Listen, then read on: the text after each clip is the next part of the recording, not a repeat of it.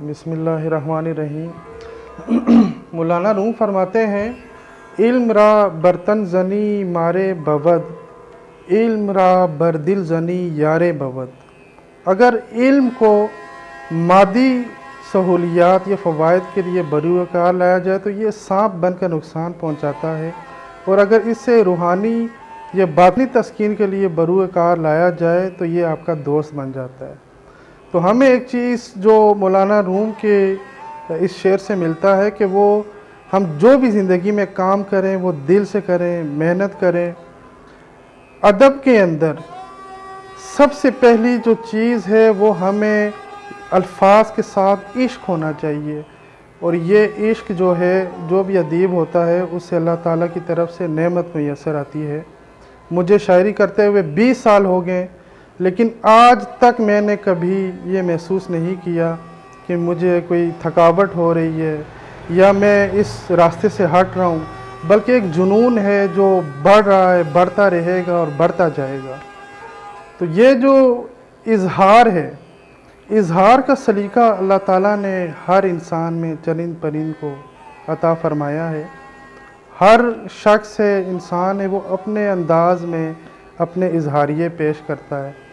तो अदीब जो है वो अपने जज्बात का इजहार अल्फाज से करता है, अच्छे अंदाज में करने की कोशिश करता है, दूसरों तक पहुंचाने के लिए मुख्तलिफ़ असनाफ़ बरूए कार लाता है। तो जो कायनात का तख्लीकार है, सबसे बड़ा तख्लीकार मुसव्विर, वो रब कायनात है। अल्लाह ताला ने इस कायनात को बहुत खूबसूरत बनाया है, पहाड़, दरिया, सहरा पैदा फरमाए हैं ताकि इंसान जो है वो अपनी ज़िंदगी में नए नए मनाजिर तराशे, उसकी निगाहें नई नई चीज़ें देखे। तो तख्लीकार जो भी है, ये तख्लीकारी की जो सलाहियत है ये अल्लाह ताला की तरफ से अता करदा है। और कोई भी तख्लीकार है, बेशक वो नज़्म लिखता है, गज़ल लिखता है या किसी और सिन्फ में मेहनत करता है, उसकी कोशिश होती है कि उसकी तख्लीकात बेहतरीन शक्ल में लोगों के सामने आए। मैंने शायरी का आगाज़ 2004 में किया। शुरू में मुझे इतना आइडिया नहीं था शायरी का, इसके औज़ान का, इल्म उरूज़ का, लेकिन वक्त के साथ साथ जब मैं मुख्तलिफ़ अदबी तंजीमों से वाबस्ता हुआ तो मुझ पर खुला कि ये जो मैदान है इसमें आपको फ़नी तौर पर भी बहुत कुछ सीखना चाहिए। और आजकल तो बहुत सारे नौजवान जो अदब के दरवाज़ों से दाखिल हो जाते हैं, उन्हें ये मालूम नहीं होता कि फ़नी तौर पर उन्हें क्या सीखना चाहिए और दूसरों तक अपने इजहारियों को अच्छे तरीके से कैसे पहुंचाना चाहिए। तो पहली मेरी जो किताब है, मैं अमूमन उसका ज़िक्र कुछ दोस्तों के साथ करता हूँ, वो था एहतिजाजी शायरी। उसका नाम था किताब का पर दे दो। तो एक एहतिजाज अल्लाह ताला ने मेरी ज़ात के अंदर शुरू से रखा हुआ था। कोई भी समाजी तौर पे, सकाफ़ती तौर पे, मज़हबी हवाले से अगर मुझे कोई मनफी रुझानात नज़र आते थे तो मेरे अंदर एक उबाल पैदा होता था। मैं सोचता था कि मैं कैसे इसे रोकूं। शायर हसास होता है, उसकी सोचने की सलाहियत, सोचने का अंदाज़ दूसरों से मुख्तलिफ होता है। तो मेरे अंदर एक एहतिजाजी जो अनासिर मौजूद थे, वो मुझे कभी उन्होंने सुकून में बैठने नहीं दिया। उसके बाद मैं हल्का अरबाब ज़ौक़ रावलपिंडी से वाबस्ता हुआ। 1 साल मैंने वहाँ पे काम भी किया जॉइंट सेक्रेटरी की हैसियत से। 2011 में मेरा पहला गज़लिया मजमूआ एक सफ़र अंधेरे में आया। 2013 में कामनी मेरा नज़मिया मजमूआ मंज़र आम पर आया। 2019 में मनकूश तवील नज़्म जो है वो मुझे सादत हुई कि लिखूं और दूसरों तक पहुंचाऊं। मनकूश के हवाले से मैं एक बात ये कहूँगा कि मैंने मकसदियत को के पेश नज़र मैंने तमाम हुरूफ पिरोए हैं। नज़्म के लिए मैं अमूमन कहता हूँ कि आपके अंदर जो है नगमगी जो है आपकी रूह के अंदर होनी चाहिए। नज़्म हर शायर हो या गज़ल गो हो, उसके लिए मुश्किल काम है नज़्म लिखना। جب تک آپ کی روح کے اندر نغمگی نہیں ہے آپ اچھی نظمیں نہیں کہہ سکتے، اور اچھی نظمیں کہنے کے لیے آپ کے اندر محبت ہونی چاہیے۔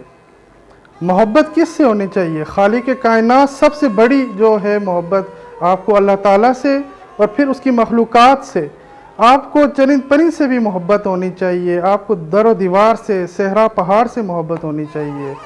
محبت کوئی چھوٹی چیز نہیں ہے، یہ آپ کے سینے میں جب محبت کا چراغ روشن ہو جاتا ہے تو آپ اس کی روشنی میں پوری کائنات کو دیکھ سکتے ہیں۔ آپ کے سامنے ایسے ایسے مناظر آشکار ہوتے ہیں کہ جن کا آپ کبھی تصور بھی نہیں کر سکتے۔ تو نظم کے لیے دو حال ہی میں میرا شعری مجموعہ جو ہے غزلیہ مجموعہ تابدان منظر عام پر آیا ہے۔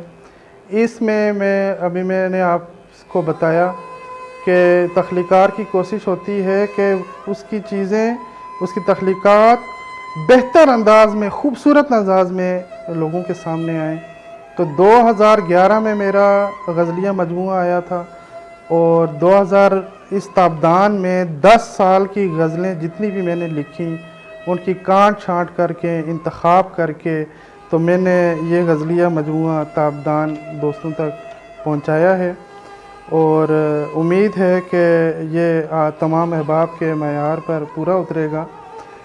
ایک چیز میں شاعری کے حوالے سے کہتا ہوں، یہ بات اب بہت پرانی ہو چکی ہے کہ شاعری جو ہے وہ آپ کے جذبات کی عکاسی کرتی ہے۔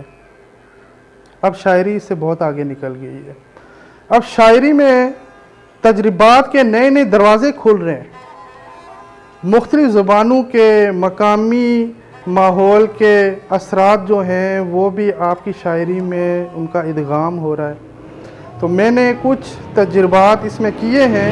مثال کے طور پر پوٹوہاری میں ایک لفظ یرا استعمال ہوتا ہے، میں نے اس کو ردیف کے طور پہ ایک غزل میں برتا ہے، یرا چھوڑو الجھنا سب سے کنارہ کرو یرا، دنیا ہے 4 دن کی گزارا کرو یرا۔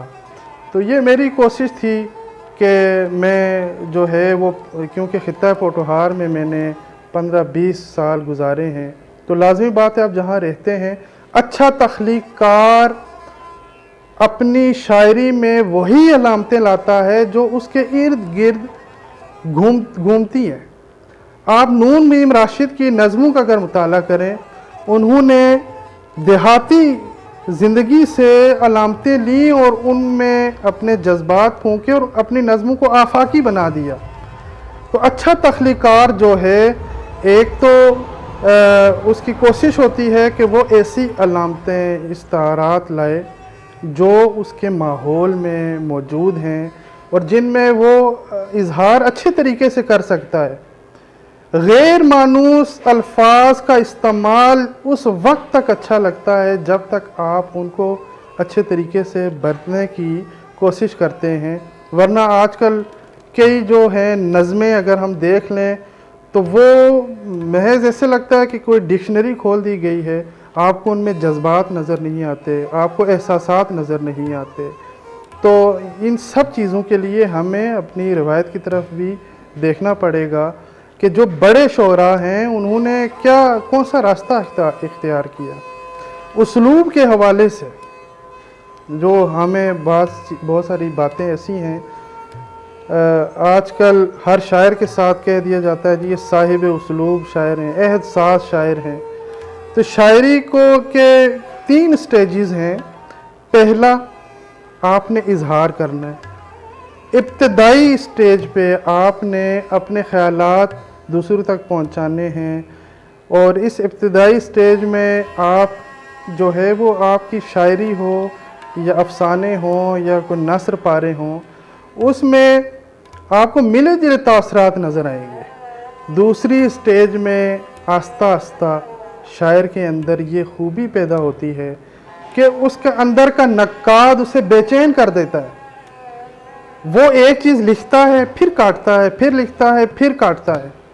تو یہاں پر آہستہ آہستہ وہ اپنی شناخت قائم کرنے کا اور اس کے اندر کا جو شاعر ہے، تخلیق کار ہے، اس کو دریافت کرنے کا سفر اس کا شروع ہو جاتا ہے۔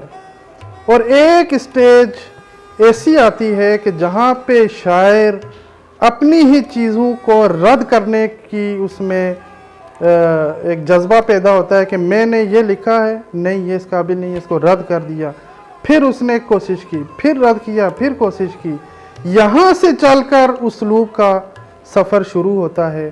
اور جتنے بھی بڑے شعراء ہیں ان کی ساری زندگیاں اس چیز میں گزری ہیں کہ ان کا اسلوب دوسروں سے منفرد ہو، اسلوب میں صرف طرز نگارش نہیں آتا یا کوئی الفاظ کا استعمال اور دوسری چیزیں۔ ادبی تنظیمیں بہت ساری ہیں، ادبی تنظیموں کا ہونا ضروری ہے، ایک مقابلے کی فضا ہونی چاہیے۔ ایک زمانہ تھا، ابھی تو ماشاءاللہ سوشل میڈیا میں اگر ہم دیکھیں، ایک زمانہ تھا کہ جب سوشل میڈیا کی ترقی نہیں ہوئی تھی، جدید سہولیات موجود نہیں تھیں، تو لوگ اپنی اپنی تخلیقات کسی میگزین میں بھیج دیتے، آگے ایڈیٹر کی مرضی وہ اس کو شامل کرے یا نہ کرے، اخبار میں بھیج دیتے۔ میں گریڈ 4 کا طالب علم تھا، چہارم کلاس جماعت میں پڑھتا تھا، تو میں اس وقت بھی کہانیاں لکھ کر، میں گلگت میں رہتا تھا، کہانیاں لکھ کے جنگ اخبار کے لیے میں بیچتا تھا، بچوں کے صفحے کے لیے راولپنڈی میں، لیکن کبھی شائع نہیں ہوئی۔ لیکن ایک اندر ایک بے چینی ہوتی تھی کہ میرا نام شاید اخبار میں آئے، میری تخلیق آئے۔ تو وہ زمانہ گزر چکا ہے، اب جدید سہولیات اور جدید رجحانات پیدا ہوئے ہیں ہر میدان کے اندر، ہر میدان کے اندر۔ تو جہاں پہ دوسری شعبوں میں ترقی ہوئی ہے وہاں ادب میں بھی ترقی ہوئی ہے۔ تو اس وقت گلوبل ویلیج ہے، ایک شاعر جو راولپنڈی میں ہے اسے معلوم ہے کہ امریکہ کے اندر کون اردو غزل کہہ رہا ہے، بھارت کے اندر کون کر رہا ہے، کراچی کے اندر کون کر رہا ہے، فیصل آباد کے اندر کون شاعری کر رہا ہے۔ پھر وہ تمام جو ہیں، جو اچھے شعراء ہوتے ہیں، وہ تجزیہ کرتے ہیں کہ کون سی شاعری کہاں پہ ہو رہی ہے اور اس سے بہتر کیسے کہا جا سکتا ہے۔ تو یہ ایک مقابلے کی فضا پیدا ہوئی ہے جس کی وجہ سے میں خاص طور پہ نسل نو کے جو شعراء ہیں، میں ان سے مطمئن ہوں کہ اچھا شعر کہنے کی کوشش کر رہے ہیں، نئے نئی تراکیب لا رہے ہیں، نئے نئے قافیے لا رہے ہیں، لسانی تجربات سے گزر رہے ہیں، اور اپنا جو اظہاریے ہیں وہ اچھے انداز میں دوسروں تک پہنچانے کی کوشش کرتے ہیں۔ تو ادبی تنظیموں سے میری بہت وابستگی رہی، اور مقصد ایک تھا کہ میں نے سیکھنا ہے۔ میں راولپنڈی سے کافی دور ایک گاؤں میں رہتا ہوں، تو یہاں سے میرے ہمیشہ گھر سے یہ سوچ کر نکلتا تھا کہ میں آج جاؤں گا تو میرا جو سفر ہے وہ تب کامیاب ہوگا کہ میں کچھ سیکھ کر آؤں گا، بے شک کیوں نہ ایک لفظ سیکھوں۔ الحمدللہ ابھی میں مدرس بھی ہوں، اردو پڑھاتا بھی ہوں۔ تو اردو پڑھانے کے حوالے سے ایک کوشش، آج کل آپ کسی بھی تعلیمی ادارے کے اندر چلے جائیں تو ایک ہی چیز جو والدین وہ آ کے کہتے ہیں کہ ہمارے بچوں میں کریٹیوٹی پیدا ہو، کریٹیوٹی پیدا ہو، یہی بات بار بار دہرائی جاتی ہے۔ تو اردو جو ہے ہمارے نصاب میں شامل ہے، اور میں اپنے دوستوں سے عموماً کہتا ہوں کہ 2 سبجیکٹ یا مضامین ایسے ہیں، اسلامیات اور اردو، یہ لازمی ہے۔ لیکن اگر ہم اسلامیات لازمی اس لیے ہے کہ یہ ہم مسلمان ہیں اور ہمیں اسلام کے بارے میں، اقدار کے بارے میں پتہ ہونا چاہیے۔ اردو اس لیے پڑھاتے ہیں جی ہماری قومی زبان ہے۔ لیکن اگر ہم تجزیہ کریں تو کیا آج ہم اچھے مسلمان ہیں؟ کیا ہم ایک اچھی قوم کی حیثیت سے دنیا کے سامنے آ رہے ہیں؟ ایک قوم کی حیثیت سے اپنی ہم نے شناخت قائم کی ہے؟ تو دونوں حوالوں سے جواب جو ہے وہ شاید اتنے اچھے نہ ملیں۔ تو اردو کو ہم اس لیے، ہمارے جو طلباء ہیں وہ اس سے دور بھاگتے ہیں کہ یہ ان کے ایک بوجھ بنا کر ان کے کاندھوں پر ڈالا جا رہا ہے کہ بھئی یہ قومی زبان ہے۔ اردو کے بہت سارے فائدے ہیں، زبان تو ویسے بھی آپ کے جذبات کی عکاسی کرتی ہے، تو اردو کے جو پیشہ ورانہ فوائد ہیں وہ ہمیں بچوں کو بتانے چاہیے کہ کہ اگر آپ لفظوں سے محبت کریں گے، عشق کریں گے، تو جہاں آپ ایک طرف اپنے جذبات کا اظہار بھی کر سکتے ہیں، وہاں پہ آپ اپنی زندگی اچھے طریقے سے گزارنے کے لیے آپ کے لیے بہت سارے اسباب بھی پیدا ہوں گے۔ مطلب مثال کے طور پہ ایک ڈرامہ نگار ہے، وہ کتنا اس سے پیسہ کما رہا ہے، فلم رائٹر پیسہ کما رہے ہیں۔ تو ہمیں بتانا چاہیے بچوں کو کہ زبان کے پیشہ ورانہ فوائد بھی کیا کیا ہیں۔